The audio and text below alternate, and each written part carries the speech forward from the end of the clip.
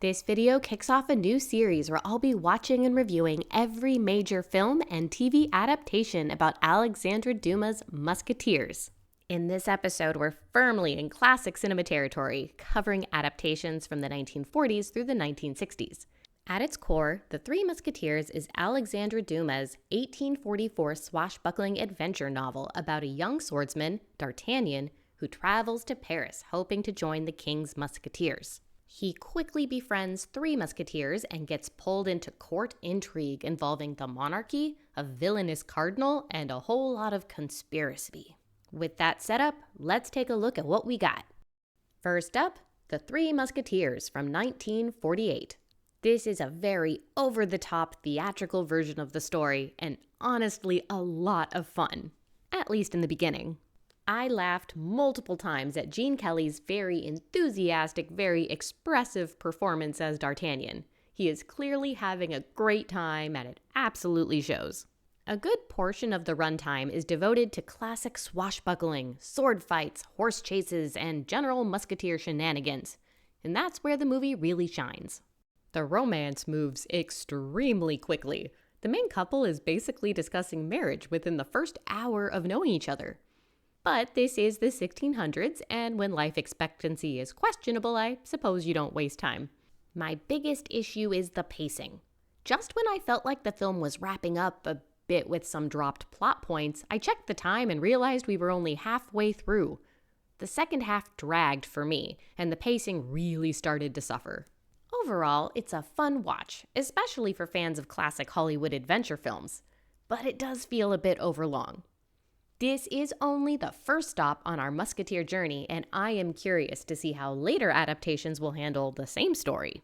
The film stars some major names of the era: Gene Kelly as D'Artagnan, Angela Lansbury as Queen Anne, and Vincent Price as the villainous cardinal. Although, interestingly, they never actually used the title Cardinal in the movie. The studio deliberately avoided it to prevent any potential backlash from Catholic audiences. The film was a major success at the time, becoming MGM's second highest grossing movie of the 1940s. It was also nominated for an Academy Award for Best Cinematography. It's 125 minutes, suitable for all ages. Next on the list, The Three Musketeers from 1953. I thought this film was very pretty and extremely corny. The filming locations are gorgeous, and the costumes are some of the closest I've seen to period accuracy. Though I regret to say I still haven't seen any proper neck ruffles. Honestly, it's almost worth watching just for the pretty. The tone and focus are very different from the 1948 Hollywood version. There's a lot more talking and a lot less swashbuckling. There's even a narrator who sounds like they could be reading passages directly from the novel. D'Artagnan and his love interest, Constance, actually take time to get to know each other, which I appreciated. However, as a trade-off, the villains end up feeling more like background characters. There's very little suspense or build-up. They also introduce a character who's only occasionally added in adaptations, D'Artagnan's squire, Planchet, whose entire reason for existence seems to be providing background comedy and smacking people over the head with a frying pan. I enjoyed this version, but I found myself missing a bit of dramatic flair to keep me fully engaged all the way through. This stars Georges Marchal as D'Artagnan, who was one of the top male stars of French cinema in the 1950s, alongside several other major French actors of the time.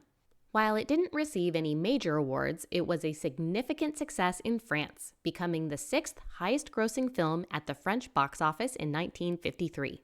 It's 120 minutes, suitable for all ages. Next up, we're doing two films at once, The Three Musketeers and Milady's Revenge from 1961. These two films were released back-to-back, and together they tell the full story. This feels like a toned-down version of the 1953 adaptation.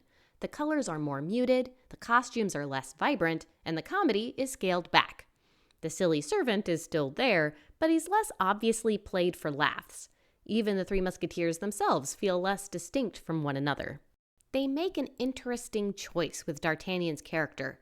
Instead of being portrayed as a hot-headed youth, it's constantly emphasized that he's impatient, always running ahead with a smile on his face while the Musketeers smile fondly and shake their heads behind him. The script also changes quite a bit from the earlier versions. D'Artagnan meets his love interest later, and their romance really doesn't get going until the second film. In exchange, a lot more time is spent on the villains, particularly the Cardinal and Milady de Winter. I will say the swordplay is excellent. The fights are large-scale and physical, with more brawling and raw energy than flashy choreography. I especially enjoyed the fight in the first film where everyone starts throwing tables at each other. This was my least favorite so far, but it was still worth watching. Both films were significant box office successes in France and internationally. Interestingly, the first part once again ranked as the 6th most watched film at the French box office, though Part 1 performed noticeably better than Part 2. The first film was 102 minutes long, rated for all ages. The second film was 91 minutes long and upped the rating to about 13 plus. Time for our first Three Musketeers TV series from 1966. I confess, I went into this assuming it wouldn't be as good as the films. It's black and white, clearly lower budget, and doesn't have the same reputation as the films. But by now, I should really know better. This was my favorite version so far. Yes, the lighting is often terrible and the sword fights aren't especially flashy, but the performances are outstanding, and there's a much stronger focus on character. This series is directed more like a straight stage play and completely lacks the campy comedic touches of the films. From what research I've done, it's extremely faithful to the novel. There are more supporting characters, including the Musketeers' servants, and wait, Constance was married? I do have to point out that D'Artagnan and his married love interest still move very quickly. At one point, Constance says, "You come quickly to love, sir," while staring lovingly into the eyes of the man she met about 5 minutes ago. If you want a faithful adaptation with excellent acting and strong focus on character, this is the one for you. The series stars Jeremy Brett as D'Artagnan, who later became best known for portraying Sherlock Holmes in the 1980s and 90s. Notably, the actors performed their own stunts with no stunt doubles. The show was nearly lost until it was rediscovered during a BBC archive cleanout, and eventually it was released on DVD in 2006. There was also a sequel TV series called The Further Adventures of the Musketeers, released in 1967. It was based on the Three Musketeers novel sequel 20 years after. Unfortunately, I wasn't able to find it. The series is 10 episodes, approximately 25 minutes each, suitable for all ages.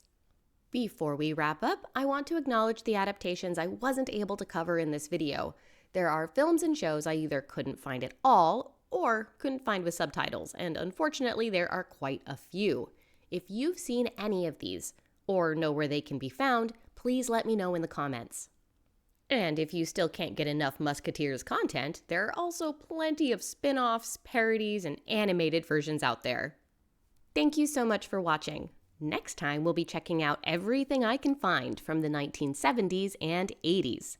Happy watching!